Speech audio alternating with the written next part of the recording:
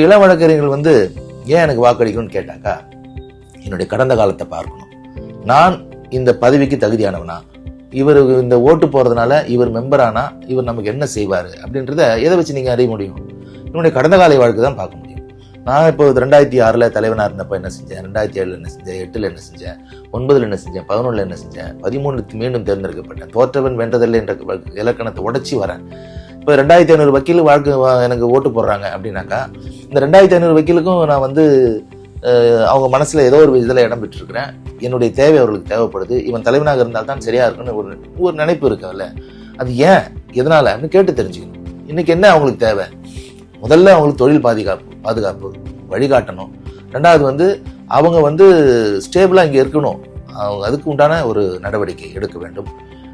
இளம் வழக்கறிஞர்கள் தான் நாளைக்கு, இன்றைக்கு இலக்கம் வழக்கறிஞர் தான் நாளைக்கு பெரிய மூத்த வழக்கறிஞராக மாறக்கூடிய வாய்ப்பு.